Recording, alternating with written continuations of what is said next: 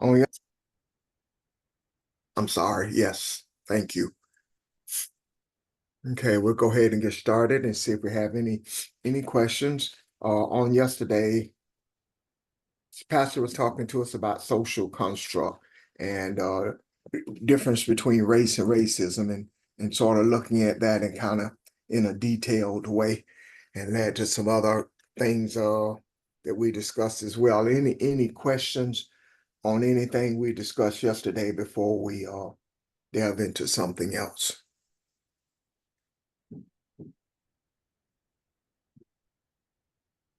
Nothing? Okay. Um,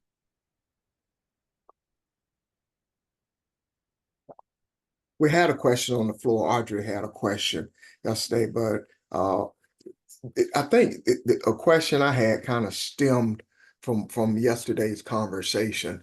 Uh, we Pastor mentioned that the officer or policeman rather shooting the woman in the face.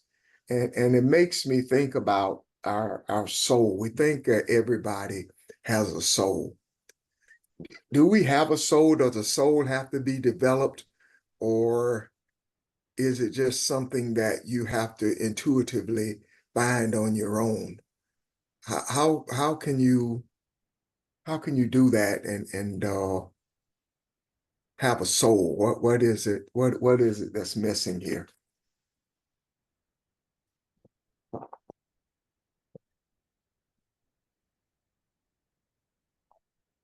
Anybody? I thought Pastor was on. I thought I saw him a few minutes ago. So,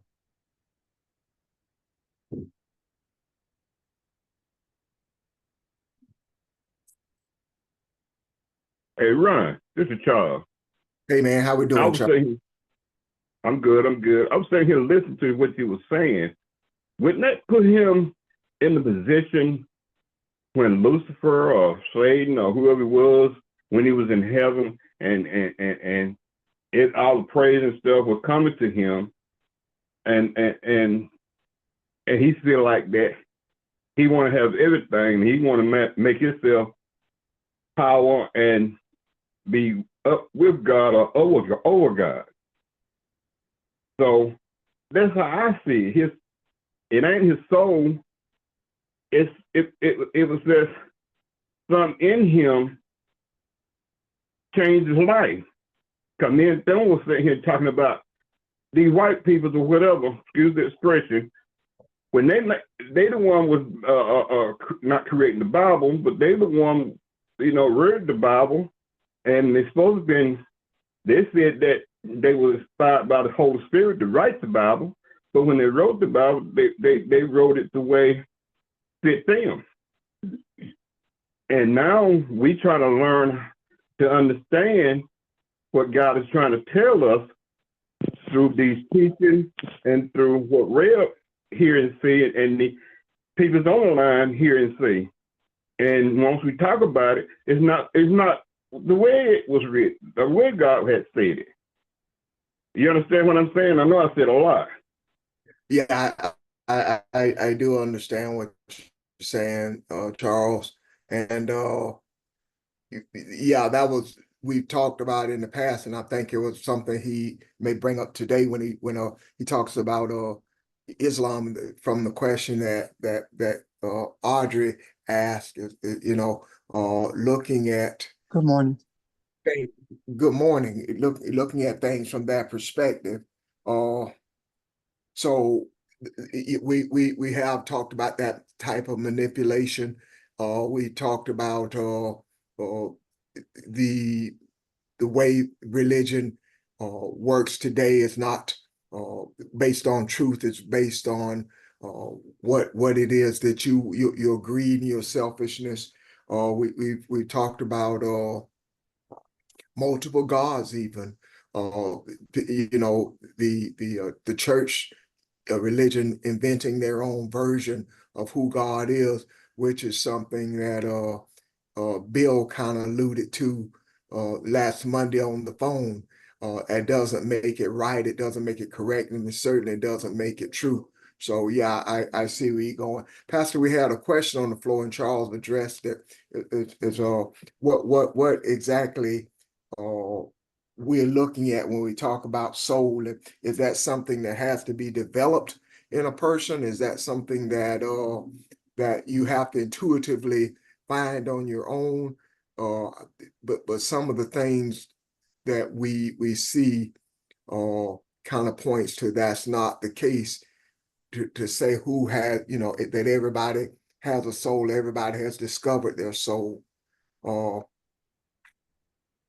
and it may be something we talked about in the past, but I just Uh, thought about it yesterday when you were talking about the young lady that got shot. right. First of all, good morning, everyone. A soul, if we are spirit, and that means that your soul is spirit also. Are the attributes of of divinity was within the spirit of humanity when humanity first came into existence in a Kabbalah. The Kabbalah being the spiritual environment where man was brought into existence, and the landmass has been named Africa by Europeans. So if we are spirit, then the attributes of humanity are spiritual also. Loving kindness, mercy, the whole 9 yards in that regard, forgiveness especially. All of those things are the energy forces of thought and desire that are housed, that we are made of, rather. And those attributes give you a sense of empathy, sympathy, and a desire to make sure that your fellow man is taken care of, all of that. Now, what am I saying? What I'm saying is this: if the African is the first person on Earth, and I use these words loosely, okay? If it's the the first entity on Earth in terms of humanity, then the attributes of the soul are seen in the African first. And when everyone else was brought into this earth by way of the travels of the African into different parts of the world, then their attributes were the same as the African. However, you have a choice. Your mind is the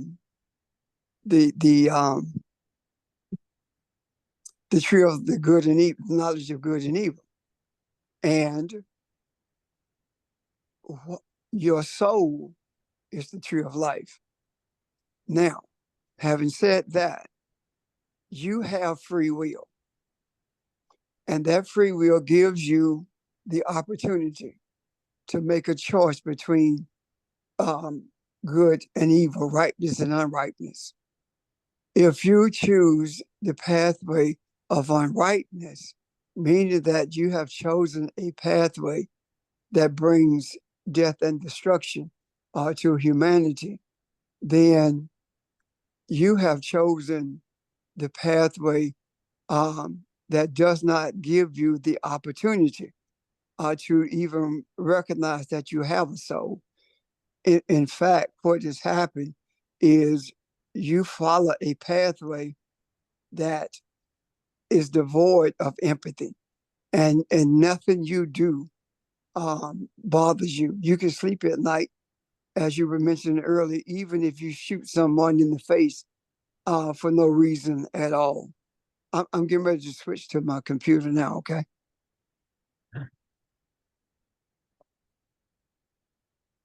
So are you following me? Yes. Okay. So, Recording in progress. can you hear me now? Yes. Okay. Let me shut this thing down. Okay. Okay, now.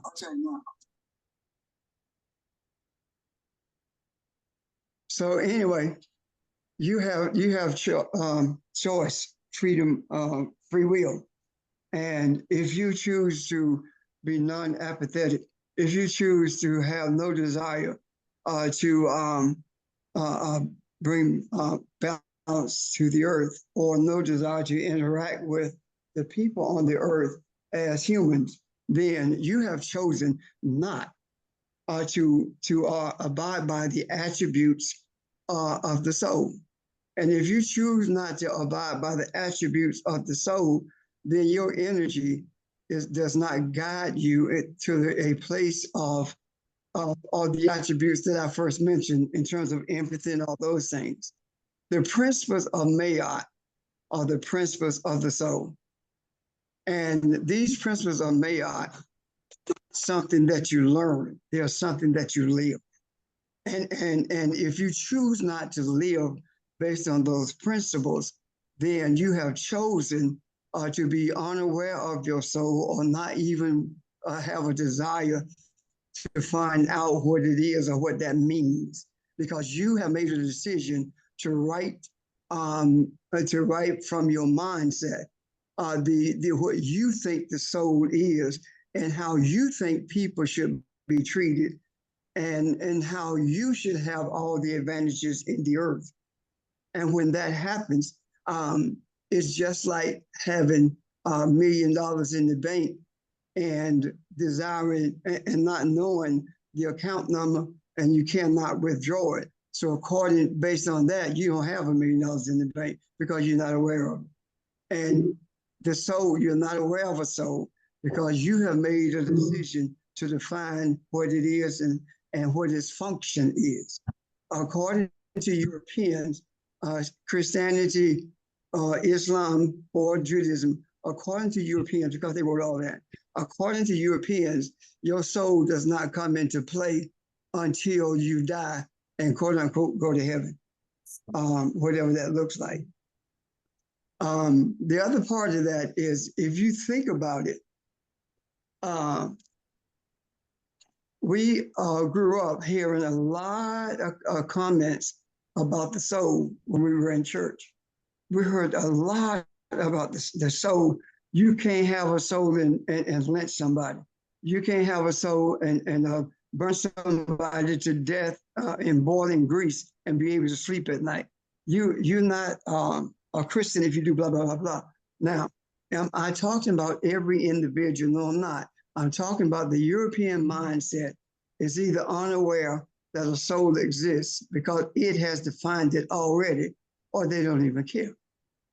So what I'm saying, bottom line, is this: everyone has the energy of a soul, or to embrace the loving kindness, to embrace the principles and live by those principles of Mayat. It's not that you have to learn them from Kemet. Is that you have to have an affinity to do the right thing. We've heard people talk about, you know right from wrong. So how do you know it? Because it's in you. And the main thing that keeps the soul of the African intact, or keep him aware of his soul, is forgiveness. If you cannot forgive, then you're not functioning according to your soul. You're functioning from the energy of your mind.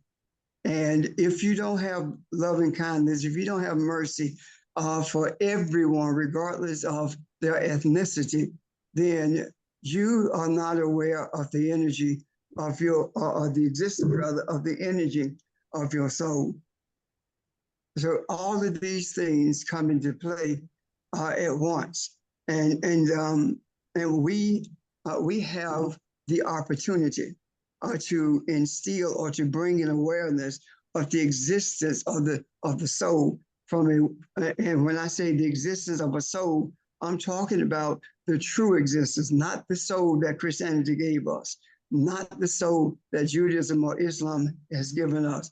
I'm talking about the true existence of the soul. The true existence of the soul of Christianity is devoid of all the things that make up the principles of Ma'at. So the African in this earth with loving kindness and forgiveness has a responsibility.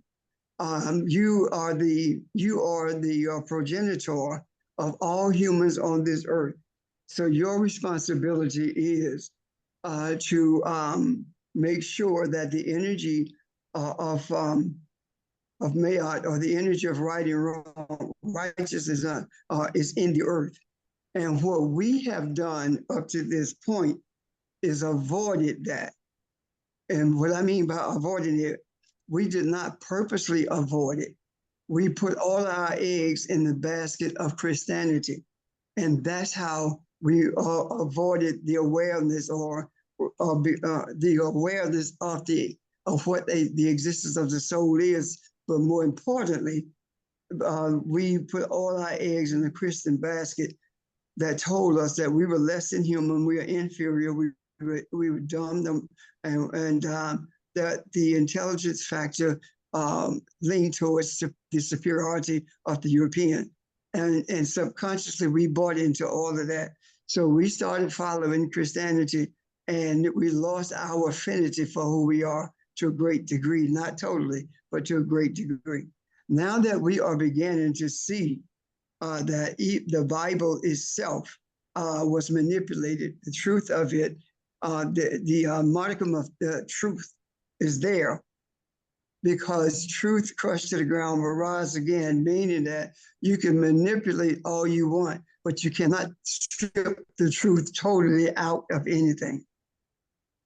So here we are. We're at a place where we can see a man shoot a woman in the face 3 times and have no remorse. We are at a place where we have a man saying that he would leaning towards rather immunity for that policeman and all policemen, regardless of what they do. This is not reflective of the awareness of a soul. Is not reflective of the awareness / a soul, period. Now, when we put things in the macro, when we are talking about the changes that we desire to be manifested, because we know they've already taken place. When we have these desires for the manifestation of these principles within the ranks of humanity, it is then that we begin to see attitude changes. We begin to see a shift in mindset. And the other part of that is the idea of melanin. It does not matter what people say or what they want melanin to be. The reality of melanin is that the more melanin you have, the more empathy you have. Your emotions towards humanity are stronger. The more melanin that you have, the clearer you see spiritually. The more melanin you have, the more you are apt to embrace spirituality. And that is one of the reasons. Now, Europeans did not know about the melanin, but Europeans knew that we were more apt to embrace spirituality. Therefore, they gave us a false sense of spirituality through Christianity, Islam, and Judaism. And as a result of that, our embracing that, we failed our opportunity to bring to this earth balance. But yet now what we are doing, we are in the process of introducing balance to the macro for the express purpose of a desire for balance being in the mindset of humanity itself. And I know I've said a lot, and there's a lot more to be said. However, I want to stop at this point and see if there are questions or comments.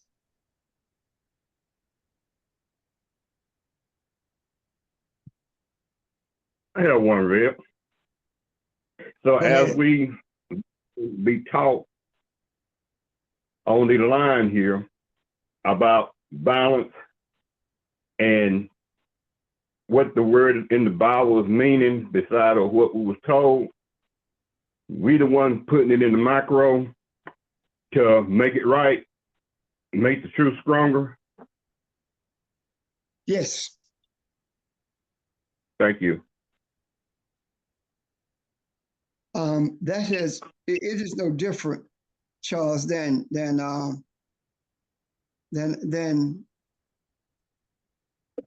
a parent with a child. And I'm not, believe you me, I'm just using this as an example. It is no different than a parent with a child. That parent has a choice. That parent can let that child do whatever it wants to do and deal with the consequences later. Or that parent can discipline that child and teach that child to be an asset to society. And as a result of that, that child begins to spread what it has learned from its parents and teach others and bring into existence in this earth that type of attitude when it has children as well. Does that make sense? Yes, sir, it makes sense. Okay, thank you. Anyone else? Good morning, this is Barbara. As you were speaking, I thought about one of the parables of the wheat and the tares. And we know what wheat can be good for you. It can be used to feed not only the human, but animals, et cetera, et cetera. And the tares are weeds, which look a lot like some of those wheat. And as you talked about the difference between the soul and the mind, and what we choose to nourish, what we choose to give life to repeatedly. I thought about the wheat and the tares because I thought about gardening. Like there are flowers and food and herbs and whatever that are very beneficial to animals, to humankind, et cetera, et cetera. But when we choose to abide by what's in our minds, we don't do that. We don't, it's not about everybody else and planting the garden big enough like our elders used to do, planting the garden big enough so that other people can, we can make sure that others in the community have some of the fruit of the labor. What we choose to do is we plant the tares, we plant weeds, we plant things that look like the flowers, that look like it's good for us and good for everybody, but it's not. It is not only good for us, it's poisonous for us. And so with the mind, that's what we choose to nourish and to plant. Those kinds of thoughts and unright kinds of ideas and desires. And so that's kind of the analogy that I thought about as you were describing the soul and living by the principles of Maya and being forgiving and being empathetic and understanding that we are not here for ourselves only, but for everyone in the universe, everything in the universe. Thank you. That is a perfect analogy. As a matter of fact, to me, that also works with looking at the tree of knowledge and good and evil and the tree of life. I'm sure to some the looks are deceiving. It looks like you're doing the right thing and you really are not. So that was very easy to follow. I caught that. Thank you.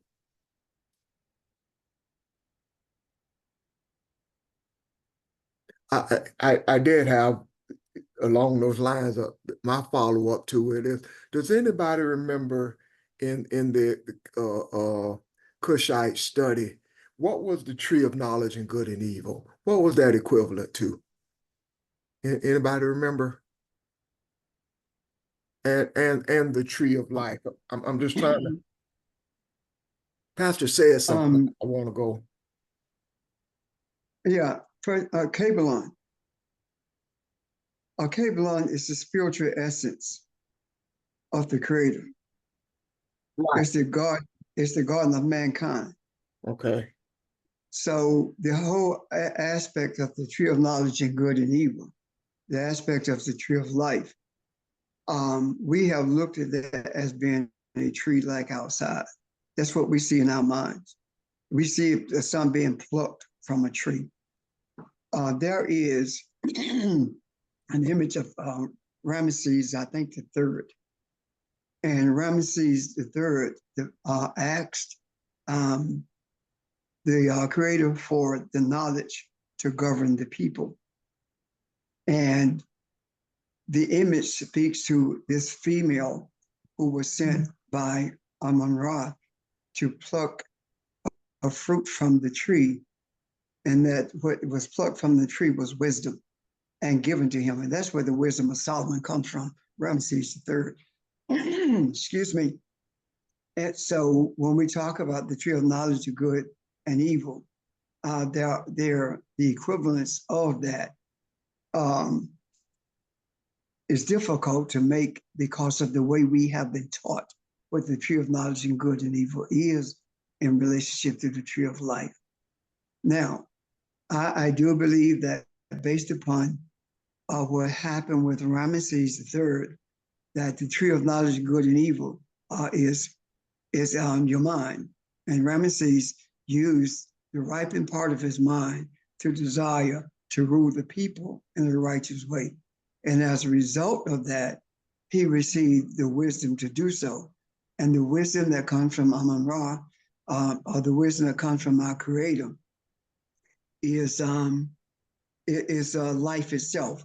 So it is the tree of life, because the tree of life is the thing that sustains and gives life in the earth. And I'm not talking about physical birth. I'm talking about sustaining an environment of peace and an environment of loving kindness in the earth. That's life itself. Does that make sense, Ron? Yes, it does. So when we say, excuse me, so when we say, when we talk about, when we say Africa, we are talking about a manifested landmass that was named by Europeans. When we talk about Kabbalah, we are talking about a spiritual essence of mankind in the earth. Kabbalah is the source of life in this earth. Kabbalah is the source of the good and evil in this earth. And when the scripture in Isaiah 45 says, I created light, I created darkness, I made good and I made evil. I made rightness and unrightness. I created the darkness as well as light. That is is referencing the spiritual aspects of a Kabbalah. All of it comes from the same place. And the whole idea of free will comes from a Kabbalah. And if it were not for that, if humanity did not have free will, then it would be virtually impossible, if not impossible totally, for the inhabitants of this earth to become as their creator is, meaning to become Elohim, to become the God in this earth, if it were not for free will.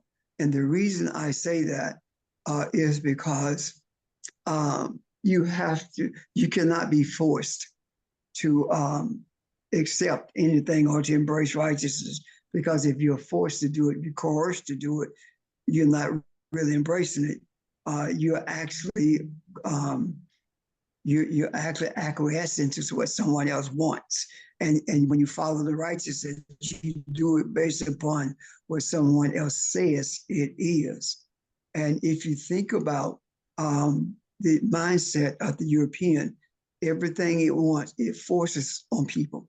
There is no free will when it comes to the mindset of the European. So all of this came from Babylon.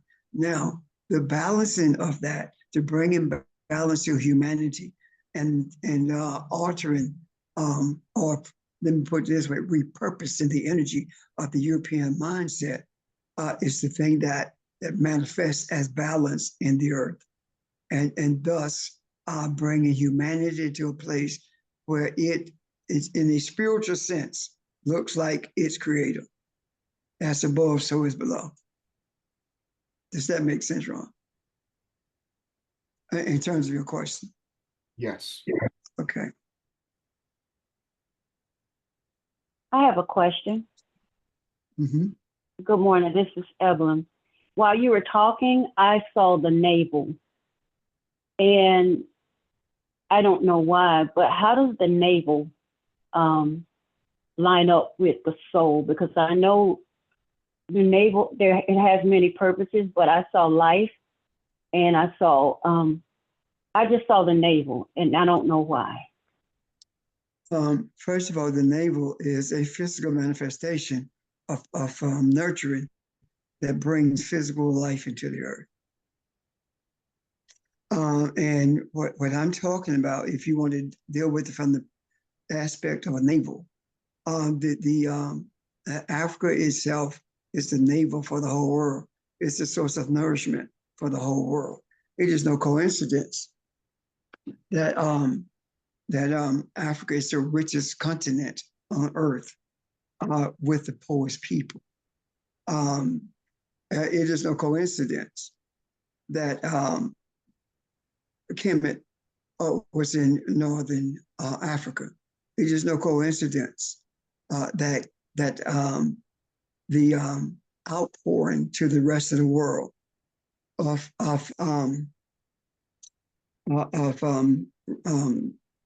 the principles of Babylon flowed into Europe from northern Africa.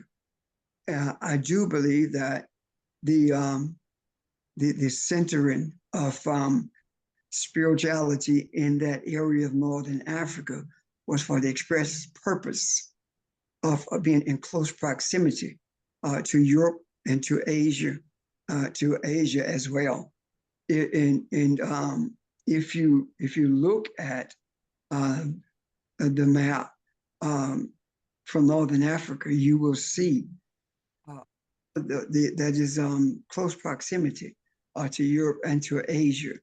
And then the other part of that is we, according to anthropology, the Native Americans coupled with the African came into existence because they traveled from Asia to this continent, and Africans were here when they got here.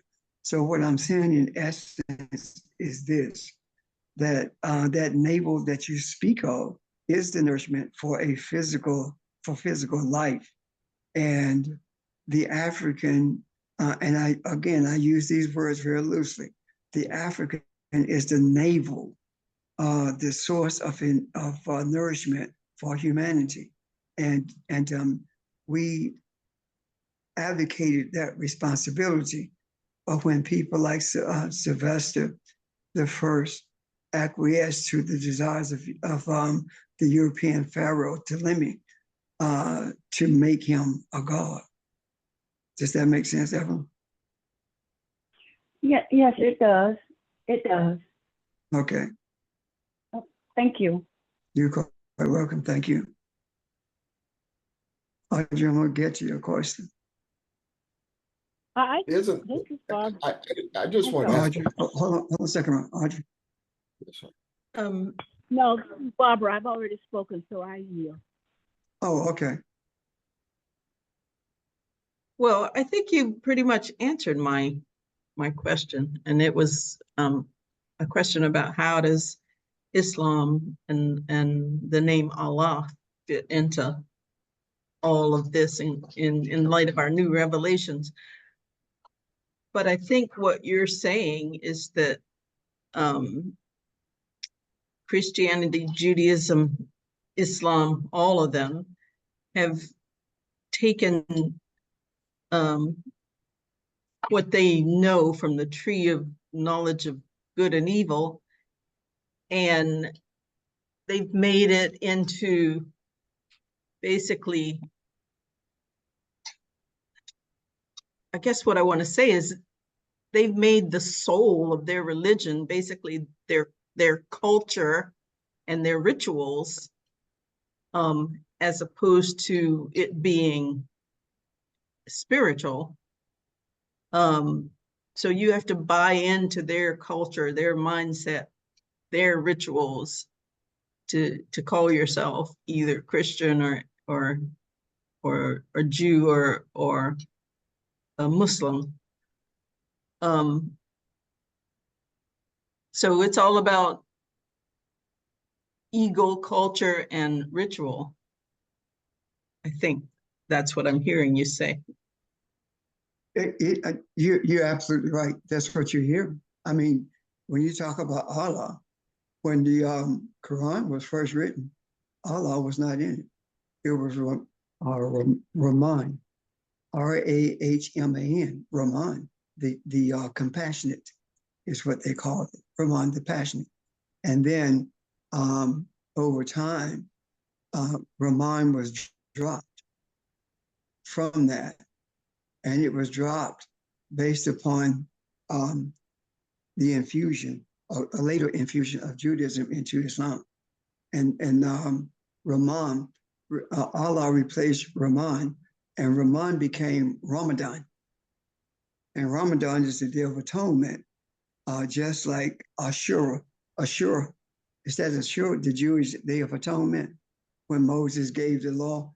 And Ramadan is supposed to be when the Creator gave Muhammad the law, the Quran. But all of that is really wild. It took 49 years to write the Quran, and the writers of the Quran. Let me simplify it. In order to control humanity, Europeans, along with Arab scholars, and I'll clarify Arab in a few moments, they came together, and they are the ones who penned the Quran. In Syria, starting in 1870, completed and accepted in Egypt in 1919.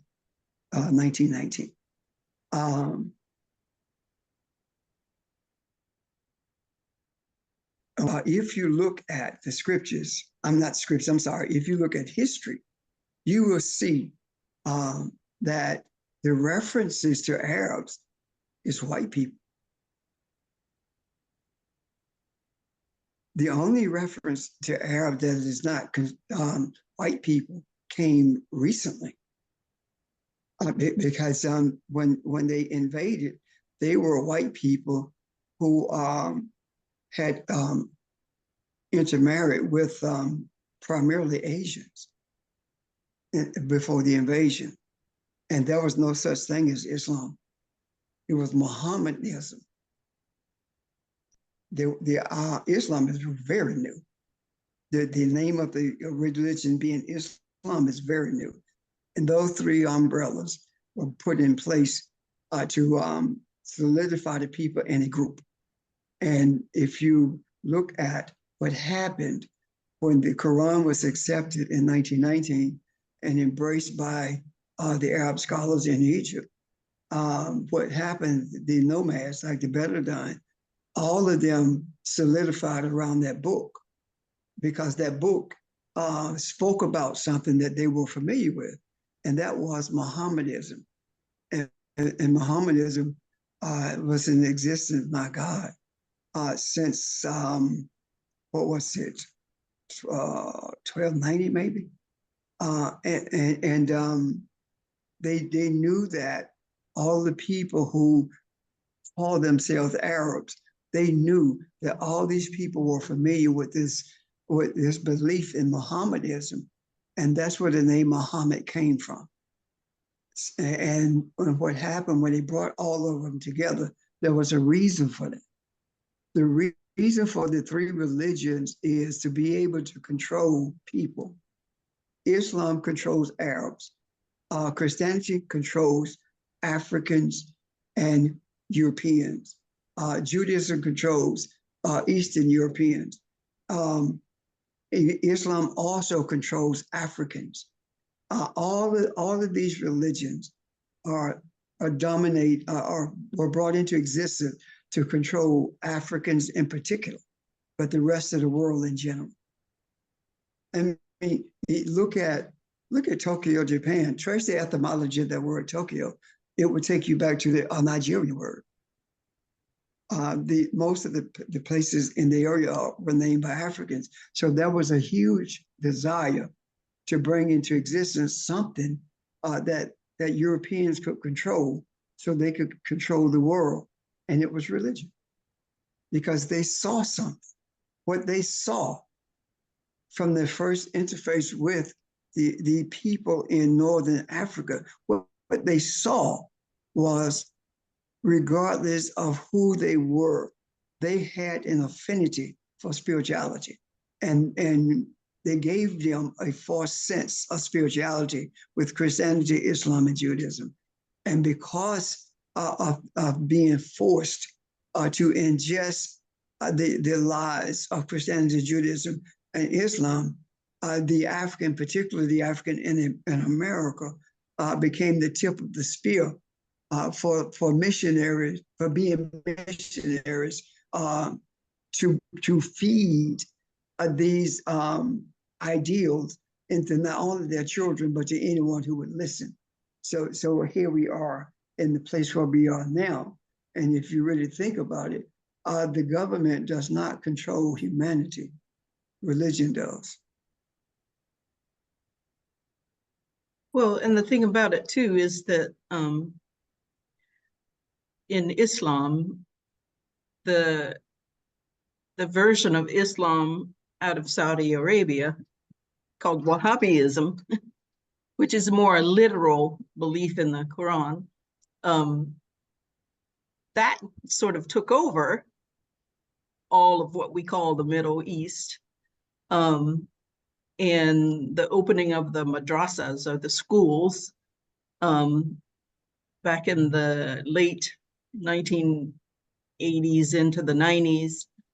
But it's that same kind of thing. Is, you know, the only Bible is the King James Version. It's exactly the same kind of thing. So it's kind of teaching culture and ritual rather than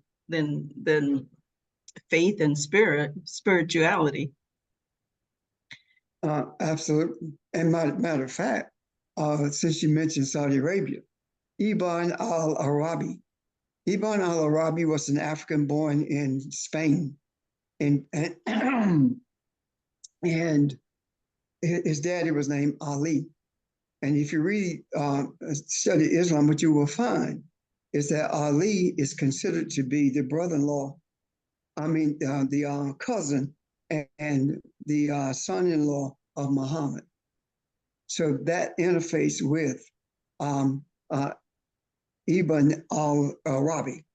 Saudi Arabia is named after him. Saudi Arabia got its name from Arabi.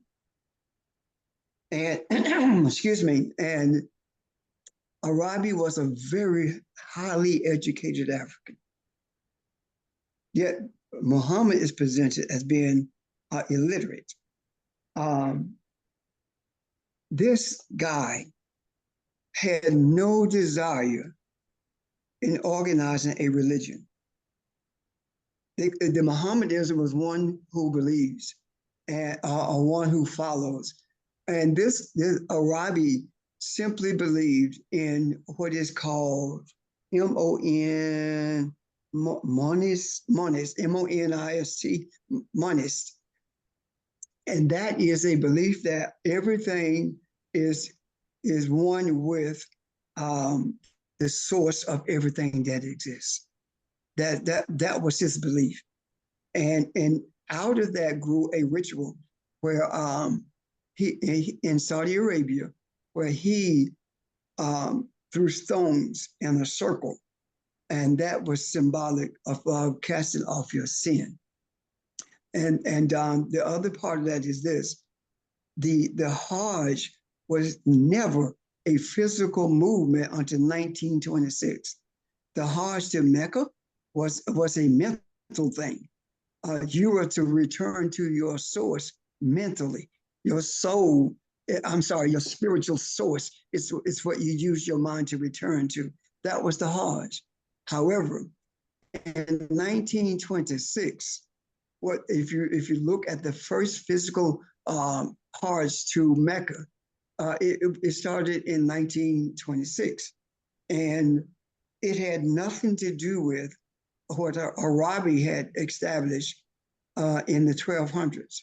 So all of this historical reality that had its origin in Northern Africa in particular became a source of manipulation for the benefit of controlling the globe. And if you really think about it, they always harp on one thing, if nothing else. There are three major religions. Islam, Christianity, and Judaism. Why are these three major religions? When you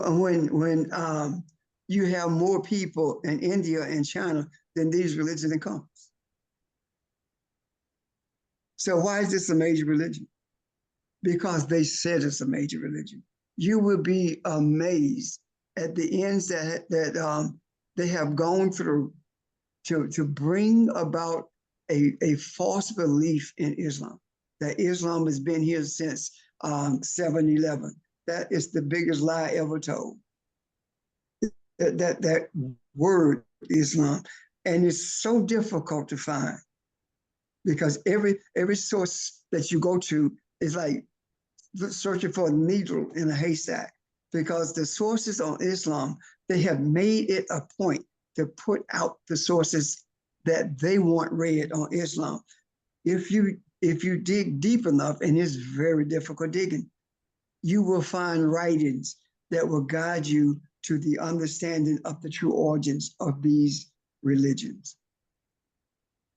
I'm done.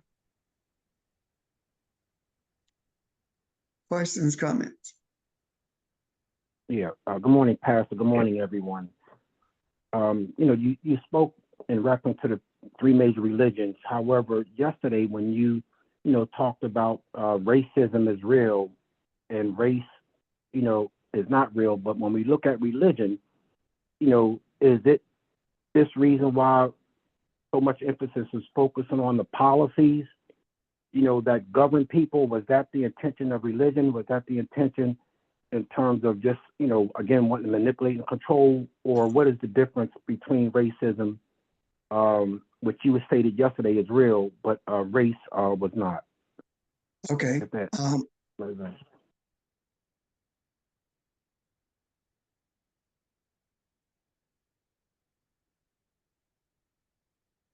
I'm done. I got you. Racism is constructed, something you can deconstruct it. The only reason we buy into it, especially the African, racism is real because of the policies. Racism are the policies that are designed to dehumanize and to manipulate a group of people, and particularly Africans.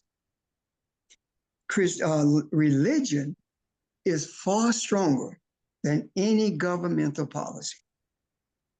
Religion is yes, it is a social concept, a social construct. It is a social construct, and where race is not real, the principles of religion are not real. But the effect that these principles have on humanity are real. Does that make sense, George? Yes. Okay. Does it make sense? Yes, it makes sense. I think that what was stated earlier when we were speaking about the principles in terms of just morality. When we talk about the soul, and you mentioned in terms of, do our soul, let us know what is right or wrong, or we do know that, but people still, I guess, react in ways where it's coming, from that aspect of the tree of, knowledge and good and evil. But it makes sense. Thank you. Thank you. Honestly, anyone who has trepidation about what's being said, especially in the case of Islam, make an effort to research Muhammad, the traditional Muhammad, the Muhammad of Islam. Make it a point to research. There is no verifiable evidence that he ever existed. None. There is, just like there is no verifiable evidence that Jesus existed. None. There is nothing that you will find in the museum that says that these are the shoes that Muhammad wore, or this is the plate that he ate from. There's no verifiable evidence of his existence. There's evidence that's been planted, but none of it can be verified through his.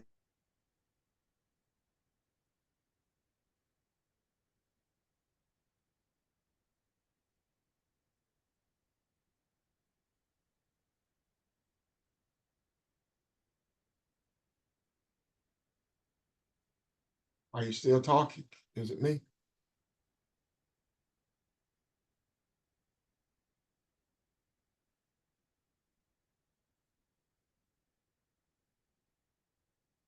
Is Pastor still talking? Is it just mine frozen?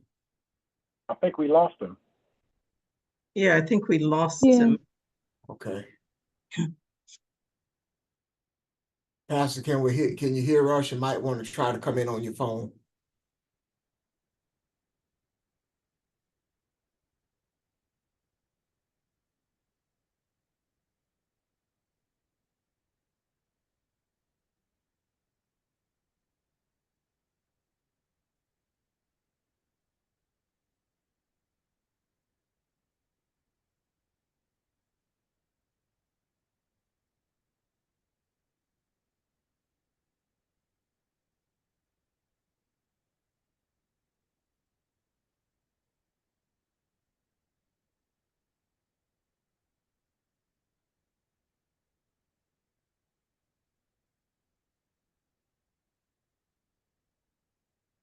I guess just to fill in why he's coming back, when Evelyn asked her question about the navel, the first thing I thought about was the chakras, excuse me, in the solar plexus, because that's where the solar plex is located.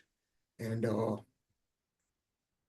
I thought that was an interesting question.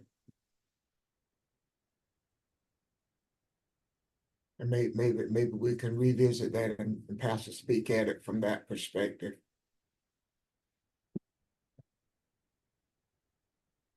Hi, this is Barbara. I have another comment to add to yours about the navel, since we're waiting. It's the navel that's that physical manifestation of nourishment that brings life, right? So it's that umbilical cord attached to the mother that provides the sustenance for development of a fetus and for nourishment of a fetus or child. And once that umbilical cord is cut, it leaves the navel itself. So it is the point of entry, if you will, for that sustenance. But isn't it curious that once that umbilical cord is cut, that mother through her breast continues to be the source of nourishment for the child. And so not only is the child in receipt of nourishment through the umbilical cord, but subsequently, even when detached, if you will, from the mother, still has access to that sustenance and nourishment. Thank you. Yeah.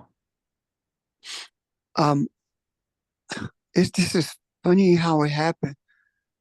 My screen just went white, and then now Zoom pops back up, and then I put the number and the code in, and it wouldn't even take it at first on my phone. So I take that as we must be dealing with something that's really going to alter the course of some things. Where did I leave off? What was the last thing I said? You were saying something about researching the Islam because there's no credible evidence that Muhammad had existed. Something along those lines. Okay. Oh, I know what it was. Ibn al-Arabi. If you Google that name, what you're going to see is a sketch or a picture of a white man. And yet, if you dig deeper into al-Arabi, what you're going to find is that he was an African who was born in Spain. But the only other things about that is this. His dad was a carpenter also. So if you notice that through this, there was a through line of these deities that were created. All of them has a skill set, with the exception of Muhammad, who was supposed to have grown up extremely poor. And yet, again, there is no through line to this entity called Muhammad. And Arabi has been painted or presented as a Caucasian when he's actually an African. So what does that mean? That means that off of the backs of Africans, Europeans drew a system of manipulation, whether it's Sylvester for Christianity or whether it's Arabi for Islam, and Rashid, born in 1090, I believe, was the progenitor of Judaism. Now, what do these things have in common other than they are European fantasies? What do they have in common? Christianity is primarily the New Testament, the Gospels. Judaism is primarily the Old Testament. Guess what Islam is? Islam is, the Quran, I should say. Islam / Quran is the Old Testament with Psalms and the 4 Gospels.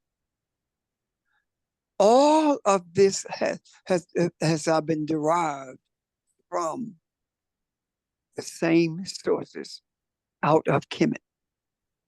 The reason that it did not take 1,000 years to write the Quran or to write the principles of Judaism is because after Christianity, during the Middle Ages or during the Dark Ages, that 1,000 years that it took to write what is called the Bible, those books, that 1,000 years gave them the wherewithal to be able to write or to bring into existence religions in a shorter period of time.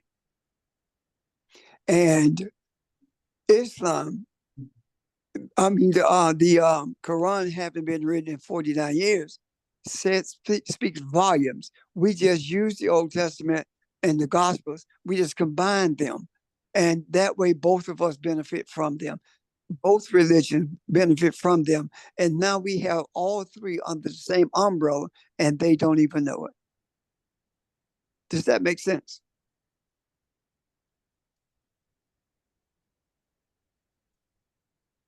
I guess it does. Yes, it does. I'm done with that unless there are questions or something.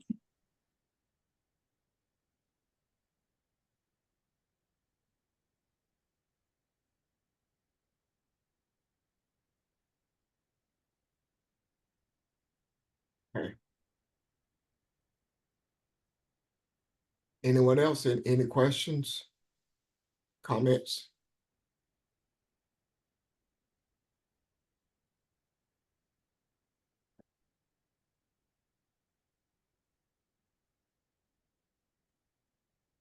As I was saying while you were logging back in, Evelyn's questions about the navel. I thought about the solar plex that is in that area. Does that relate to anything that you and Barbara talked about? That energy field we know as the solar plex.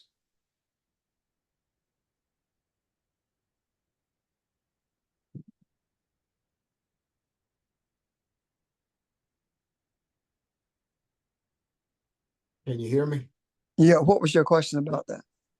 No, I was just wondering, does that energy field we call the solar plex, does that relate to anything that you and Barbara were saying when you were answering Evelyn's questions about the navel?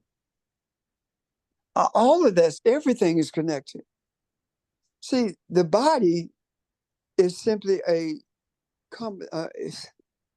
the body simply exists to be a vehicle to carry you around, meaning that the body is simply a vehicle that carries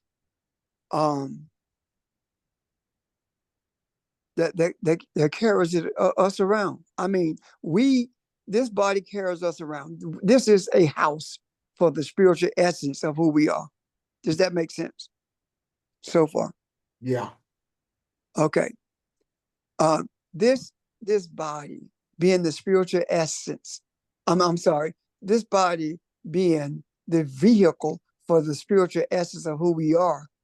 It mimics that spiritual essence. And the energy that we talk about in terms of the Kundalini or the different stages the different points of energy in our bodies. When we talk about that, we are simply talking about how we are manifested in these bodies, how the energy of our existence is manifested in these bodies. These bodies are far from being who we are.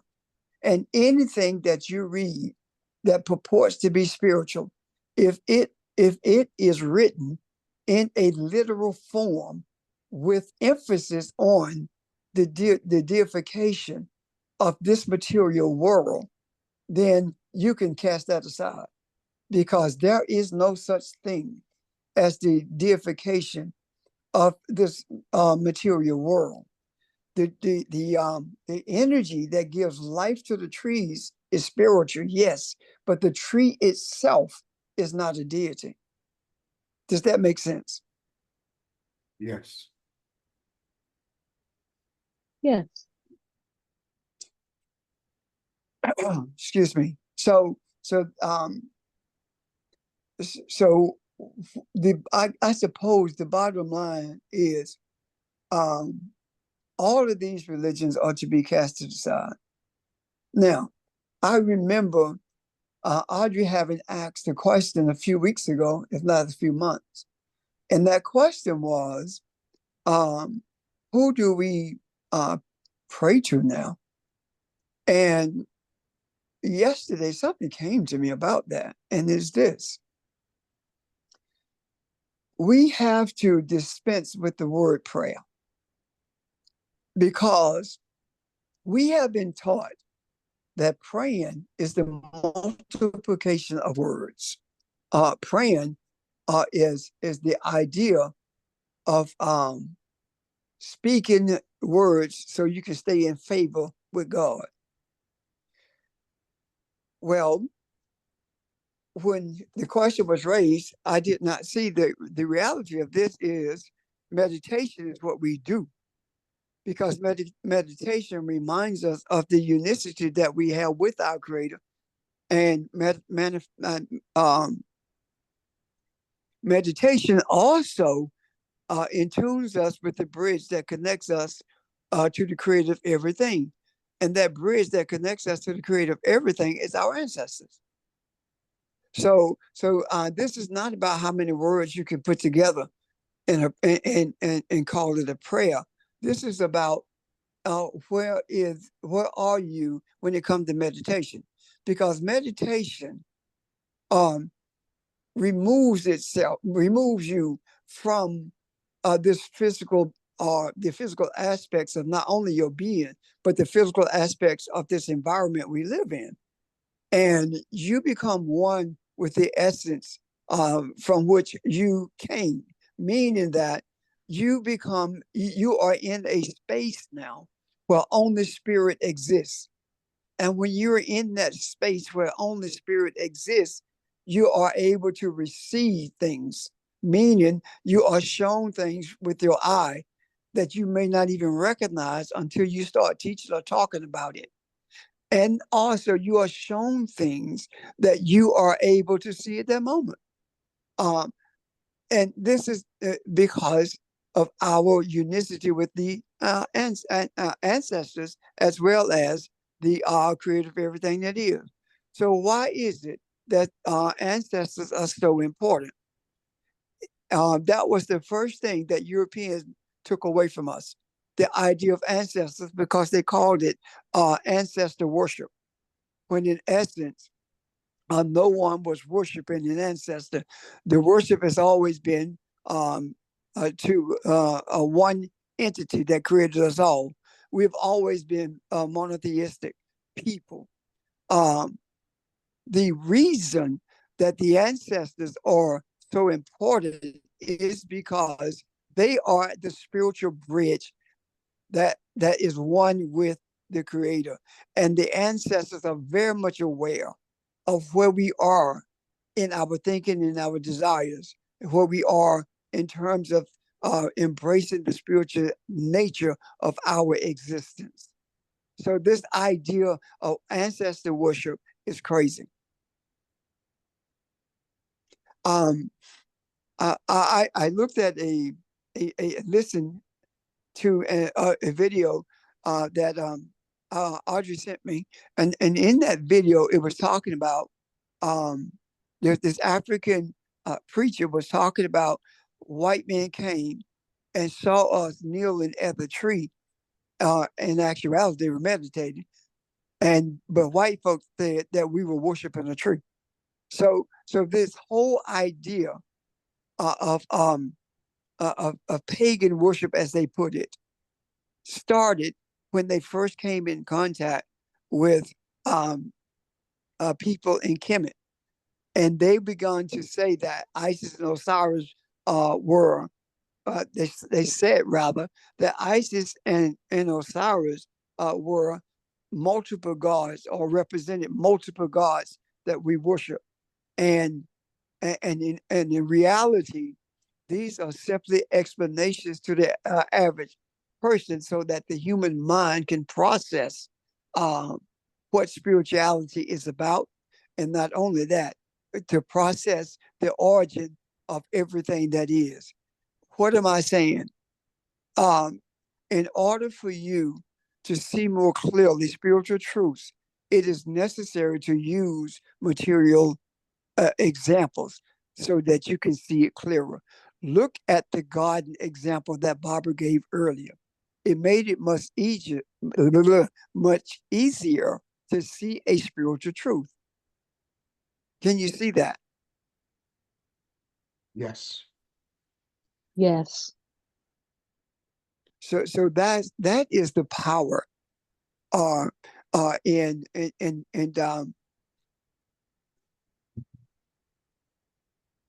desiring the committing mindset. That is the power of having a committing consciousness, awareness.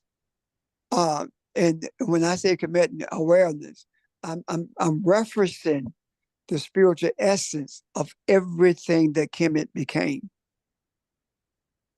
And there are efforts to separate Kemet, what they call it Egypt, but to separate it from the Kushites. When in reality, the Kushites existed in the earth before Kemet became the center of spirituality. It was the Kushites who actually established Kemet itself. It was the Kushites who constructed the temples in Kemet. So just like the efforts have been put in place to separate what is called the Middle East from Africa, so it's the same with the separation of Kemet from the Kushite, because there cannot be an African who could bring into existence what existed in Kemet. If the whole idea of Greeks studying for 50 years or so in Egypt is not true. They did not get educated from Egypt until they invaded Egypt or invaded Kemet. Prior to that, the Kemetan priests did not allow anyone other than Africans into their temples, into their schools. No one was allowed in there other than Africans. And during that period of time, they did not intermarry. That started with the invasion of Alexander. That history is important because we hear about Aristotle, Herodotus, and the rest of them boys, Plato, all these folks who studied in Egypt. That was after Egypt was pillaged. That was after Egypt was raped. That was after everything that they could get their hands on, they either destroyed it or stole it. That's when they were. That's when they became on. That's when they understood, began to understand rather some of the writings. How do I know that? If the Greeks studied in the schools of the Kemetan priests, why is it that they don't speak the now dead language that the Kemetans spoke? Why is it that they cannot read hieroglyphics? Why is it that right to this day, men are struggling to understand the sacred writings because of they were written in hieroglyphics? As a matter of fact, the reality is this: before before the invasion, the Greeks couldn't even read. So how were they going to study in Kemet? The Greeks did not even have a written language, a written history until after the invasion, and it was the African who wrote the Greek alphabet. Look at the Rosetta Stone, and you will see hieroglyphics, phonetic 1, and the Greek alphabet. And from the Greek alphabet, it was the African who gave written language to the rest of the world. So it is impossible for them to have studied in Egypt and couldn't even read. I'm done.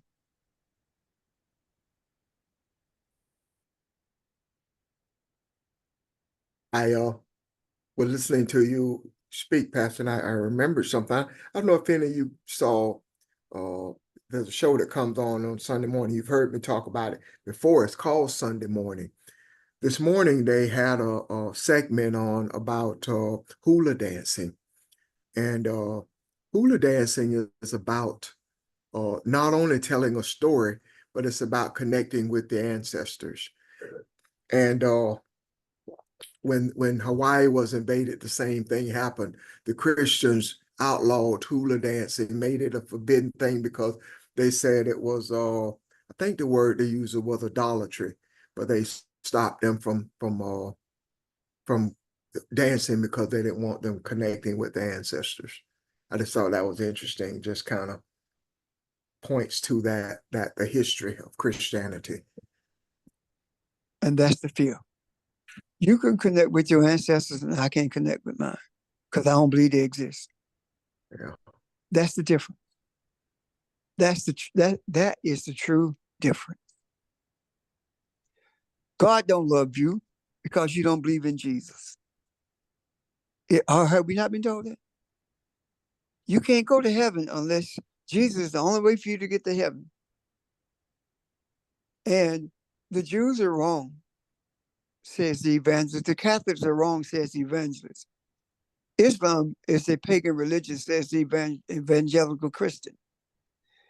So why is it then that the evangelical support Israel, who's supposed to be a Jewish nation, if they are the ones who, quote unquote, killed Jesus? When it comes to unification, the only people on this earth who are have been unified are Europeans. And if you think for a moment that the adherents to Islam are unified, you're wrong. The unification of the adherents to whether it's Judaism or Islam, the ones who follow those beliefs, they are unified under the umbrella of Europeans for the express purpose of Europeans being in control of the world and presenting themselves as superior to everything that's under their umbrella. Because you would not have Judaism, Islam, or Christianity without us. We are superior to you. All the rest of your stuff is pagan. Missionary comes into Africa, and my name is Obote, or my name is Kwame Obote, or Kwame Nkrumah. That's my name. My name, Kwame, means that I was born on Saturday. Why is it that my name has to be taken away from me when it means something? And you give me a name called John, and it doesn't mean a doggone thing. It has no meaning and no energy in it. The only energy that John or James have in it is the energy from the one who named us. And right now, we are in the process of reclaiming our heritage. The reclaiming of our heritage is a mindset. It is no different than the hearts that Robbie talked about, where you go inside yourself and become one with the essence of your creation. We are reclaiming who we were created to be. And the reclamation of that does not mean that it was erased from us. No, it was buried under all the mess. And the ancestors are the ones who see the mess that covers it. So when we started this journey, we had to go through a tunnel. And the tunnel through which we traveled is a tunnel of Christianity. We had to travel through that tunnel, seeking to understand the Aramaic and the Hebraic writings in order for us to come out of the other end of that dark tunnel and begin to see the light. And now that we are seeing the light, now that we are being exposed to the light, what we are seeing is the true nature of what religion is and what its purpose is. We are seeing the true nature, not only of who we are, but what we are. We are God in this earth, and our responsibility is to bring salvation to the whole world. And the salvation of which I speak is not what Christianity talks about. I'm talking about a deliverance from the evilness in the earth. I'm talking about a deliverance from the knowledge of good and evil, which means that there is a vacillation between, or ebb and flow between good and evil, or between ripe and unripened. We are bringing into this realm, this environment, this spiritual environment of these physical manifestations. We are bringing to it life, the knowledge of life. Why is it that it says the tree of knowledge of good and evil and the tree of life? Why is it that it is not life is not delineated, yet good and evil are delineated? Because good and evil, you can be either one of those at any time in your life. Good and evil, example, angry with Trump because he called somebody out of their name. The racist tropes that he put out there, anger with Trump, that is unrightness. Recognizing that Trump is not the problem, it is the energy that he represents. That's life. And that good, if you hold on to it, it becomes life. If you keep going between anger and realizing who you are, if you keep going back and forth with this pisses me off, or I'm tired of this going on. If you go back and forth with that, you are in that vein of good and evil. When you embrace in totality the idea that none of this bothers me because I know who I am and I know my mission.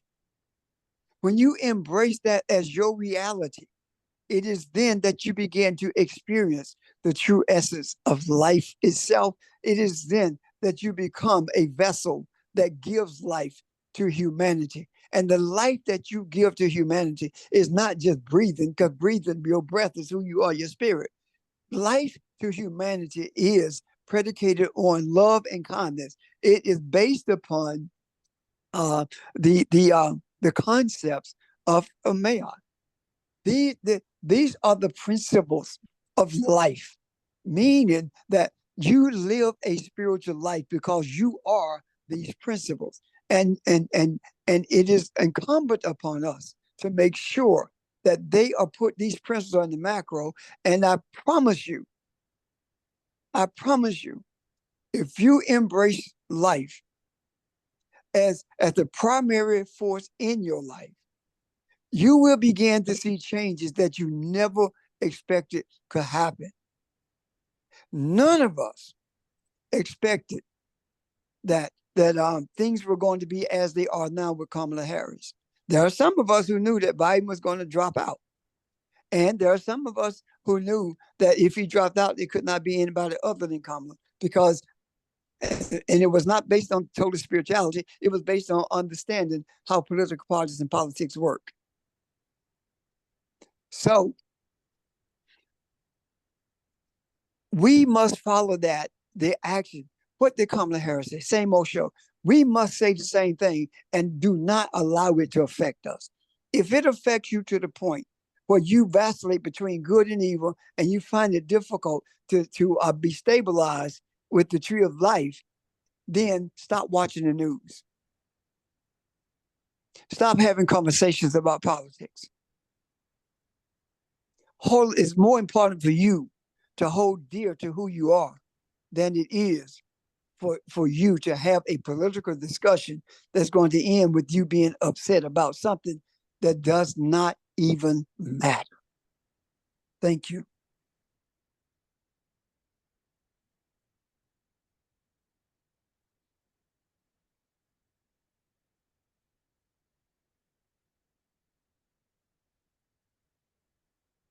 Pastor, I got something I want to say to that, and I want to say it because I think other people feel it too. Go ahead. I agree with everything you just said. Honest to God, I do. I embrace it. I see it. And the vacillating part to me, and I agree with stop watching the news, but seeing the killings, shooting this woman invokes something in you. And it's not so much the anger as it is hurt. And when I feel that so deeply, I do feel like I'm vacillating. I feel like I'm failing myself. I don't. It's not so much that there is anger at first, and it takes a minute to get over that, but get over it, I do. Is that the same thing? Is that the same thing as vacillating? Because we're connected, and we're spiritual people. And I never met that woman, but that was somebody I know. That was part of me. That was part of everybody on this phone. So that's the hard part. And I hear what you're saying, and I couldn't agree with you more. But how do you deal with that? Is that the same thing that we're talking about here? The vacillating part? There is a difference between there is a difference between empathy and anger. I am empathetic when it comes to what happened, but I'm not angry with the one who did it. I'm not angry with white people because it happened. I'm not angry with the police because it happened. I'm not angry with a man who wants to be president who says that he should he should have immunity. I'm not angry about that. I'm not angry with the racist policies of this country. Not at all. I have empathy, and there is a difference between the two. There are those who wish Trump had been killed. That's wrong.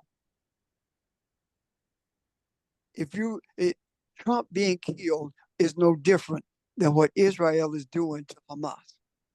You can't negotiate with people. You can't change things with dead. So why would you want him dead when you understand he represents the energy of enslavement for the whole world? Why would you want him to leave this earth before this thing is completed? The universe is going to complete this with or without us. Bottom line, there is a difference between empathy and anger. Can you see that, Ron? Yeah, I can. Thank you.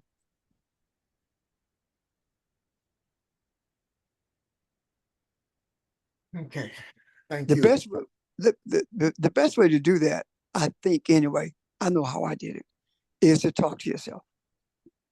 Why am I angry about this? I know who I am. This is the part of keeping righteousness in the macro. If none of these things happened, the attention of humanity would not be grabbed because nobody would pay any attention.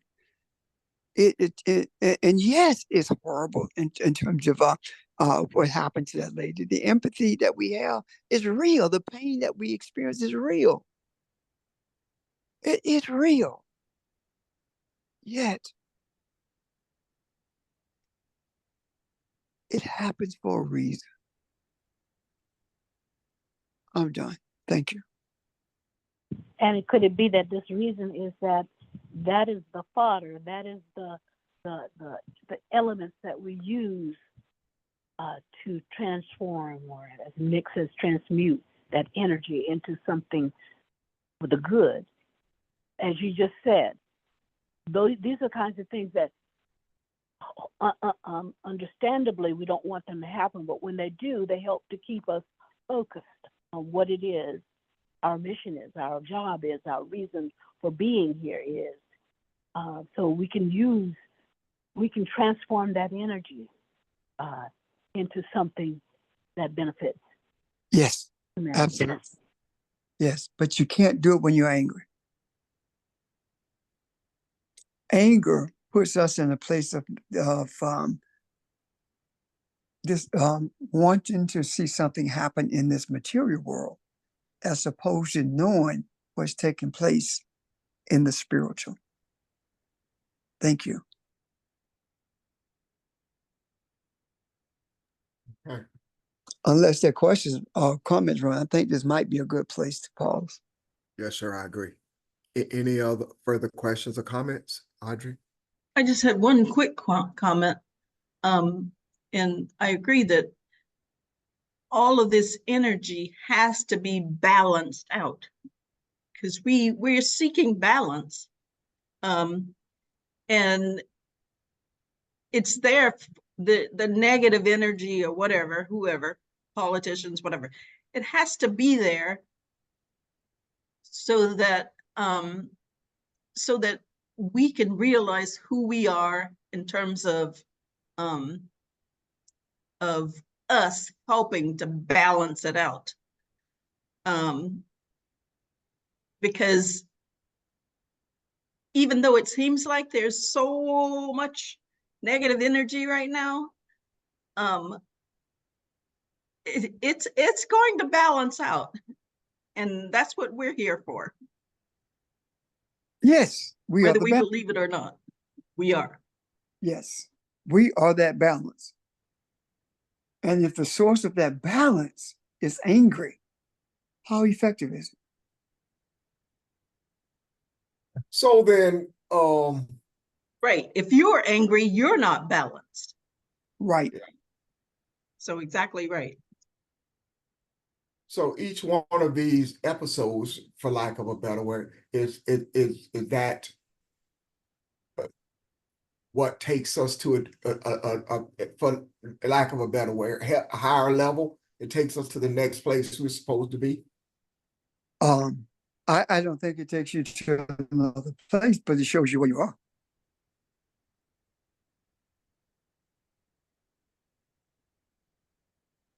And it shows you who you really are. Yes. See, this whole principle of spiritual elevation does not have its genesis in the African spiritual protocol. It has its genesis in religion. These are not stair steps that we are climbing. These are points of awareness that we are experiencing. Can you see the difference in that? Say that one more time, please. These are not stairs. These are not stair steps to a higher elevation spiritually. Okay. These are experiences of awareness. And these experiences of awareness gives us a clearer vision of who we are, what our mission is, and what we are targeting in terms of chaos. Does that make sense? Yeah. So all of this stuff about elevation comes from the charismatic Christianity and from the sages in Judaism, from the Imam in Islam. But you don't find this sense of climbing Jacob's ladder, so to speak, in the spirituality of the African. It's a you are spiritual or you're not. That's it. The question is whether or not you have a desire to expand the experience that you have with spirituality. And if that is your desire, then you develop a stronger affinity for the understandings. And that's what brings you out of the tunnel of religion, that dark tunnel out of religion, into the light of reality. Make sense? Yeah. Pastor, I have a question. Sure. Could you draw parallels with this, with what's out there in the macro now with this concept of healing? And more specifically, there's a recent book, Dr. Anita Phillips talks about healing, but tying it to the vagus nerve and the other nerves, and then drawing parallels between that with understanding that your heart is a garden, right? And so being able to actually sit in the idea that it's not our mind that's really the impetus for creation, but the emotions that we feel is really going to be that impetus. So could you speak to that, and not necessarily ignoring the emotions, but what are we supposed to do with them? Gotcha. Nerves are transmitters of energy. And when we talk about healing in particular, the first thing that has to be healed is you. I'm not talking about your body now. It's you, your mindset, how you perceive things. If you're always under stress, if you're angry, if you're greedy, all of these are forces of chaotic energy that does not lend itself to balance. When we see that greed is damaging, that stress is low-grade anger, or low-grade confusion about something, when we see that these things are damaging to us, the first place to recognize it is in your body. Why? Because your body is a messenger to you, that you are too involved in this material world, and you need to extricate yourself from that involvement and spend more time with you, so you can see that your essence is not material, your essence is spiritual. And when that energy force of spirituality begins to control the body, when it takes precedence over the body, it already has residence in the body. But when it takes control of the body, it is then that the healing of the body begins to take place. And it shows you what to do with your emotions. It shows you that the emotion of anger is harmful when you compare it to the emotion of balance. When you look at empathy versus anger, you will see that empathy exudes more energy of healing, more positive energy than does anger. When someone dies or is murdered, however they leave this earth, and you're with that family, and you are expressing empathy, whether it is by talking to them, by a smile you give to them, embracing them, that has more effect than you sitting there talking with them with an angry tone, because you are angry about what happened. Does that make sense? And let me carry it a step further. It's not just based on what happened to this young lady. It's also based on our anger with God. There are people who are angry with God because mama died or because something happened. And up to this point, what I have been telling people is, so you're angry with God. What the fuck you think that's gonna happen on God? You think he care about you being angry? But now I see it differently. You're angry with yourself.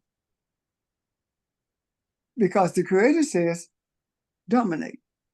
And if we are to dominate the earth, it is incumbent upon us to bring this balance we keep talking about. And when we are balanced, then we are the balance for humanity. And we are beginning to see that balance come into being manifested. And there are those who say, I don't see it. The reason you don't see it is because you're seeing with your eyes. You're seeing all the chaos. You're seeing the upsurge in racism and all this other crazy stuff. Close your eyes and you will see that the foundation of the building has to be taken up before you can put another building there. The foundation of this nation is chaos. And all of this has to be dealt with. You can't deal with the wound if you can't find it. I'm done. I hope that helps, Regina. Ma'am? Yes, sir. It leads Okay. to more questions, but of course, yes, sir. There again. It leads to more questions. What about the other dichotomies of emotion, not just what we have been programmed to think are traumatic or triggering, but like the other sides, like when we are experiencing those things, is it just our role to again go back into self, but then want that experience in the larger existence and the larger presence of those with whom we may not even be in physical contact? Again, like this concept of balance.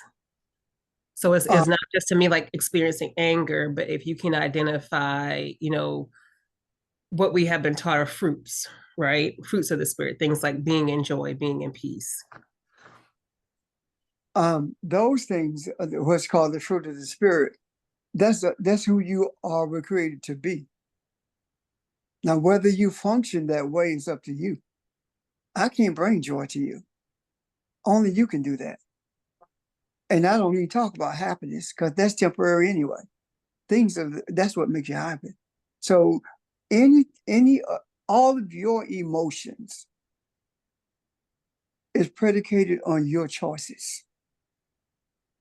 One of the reasons we are in individual bodies is because we have individual choices to make in order for us to become aware that we are not separated from each other. If our emotions, if our emotions keep us tied to the body, the individual body, then that's a European mindset. The reason Europeans can be liberal and say, I'm not a racist, and they are, but they don't even realize it sometimes. Why? Because they're individuals. They don't see themselves as a collective. When you see yourself as a collective, then you begin to understand that the collective has more power when it becomes aware of who it is. Individuals are not searching for balance. That European mindset has been taught by Christianity and other religions to search for money, which is called stability in this earth. That's a search for money. Prestige with education. When education in this environment, you will never learn how spiritual you are through education. Education is not going to do it because education is for the purpose of getting a job. Education in its origin, in the Kemetic sense, was for you knowing who you are.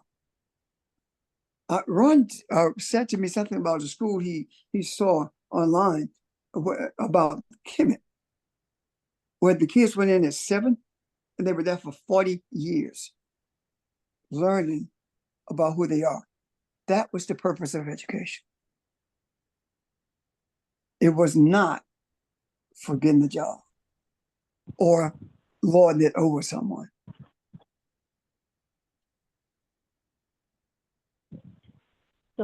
So when we trust who we be, not what we see, trusting the essence of who we know we are is being. When we trust who we be, it brings us back to the now, not to the what if, and not to what happened before, and not what could happen tomorrow. It brings us back into the unicity of now, which is the most important thing, what we are right now, what we feel right now, who we be right now. And it takes our focus off of the external, all of the things that we see. If they hurt us, whatever, they are going to do that. But when we trust who we be, it's sort of like a meditation that recenters us and says, this is who I am. And whatever happens, although I have empathy with it, I have sympathy with it, the truth of who I be it takes precedence. And when I trust who I be, my subsequent actions, my subsequent thoughts about whatever get aligned with who I be. They have to get aligned with who I be. And so it may not happen immediately, but when I know who I am, when I trust who I be, just wait and see. Thanks. Thank you.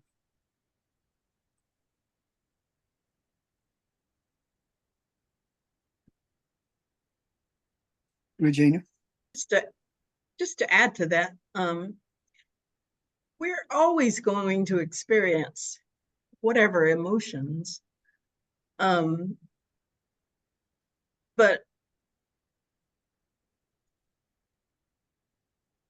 as Barb said, if we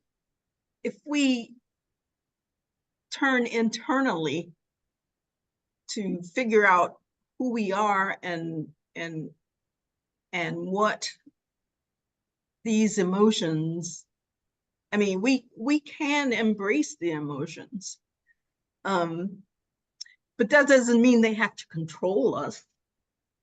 Right. So we turn internally to see where we are in terms of who we are, who we be, as Barb said. And if we hold on to that, if we trust that, emotions are going to come and go and come and go and come and go. But if we hold on to who we are and we trust who we are, and we realize that we are worthy to get through it, we are worthy of helping, ensuring to ourselves that we are who we are and that we can get through whatever we are experiencing, then that will help. But I think a lot of people resist whatever emotional state they're in, as opposed to just embracing it and then just being still and being silent and going inside self to see what's happening. And I hope you understood what I'm trying to say. Sure. I definitely do. And I think also that we don't resist when it's like, again, like the experiences of joy or again, what we've been conditioned to kind of feel like should be a constant state, right?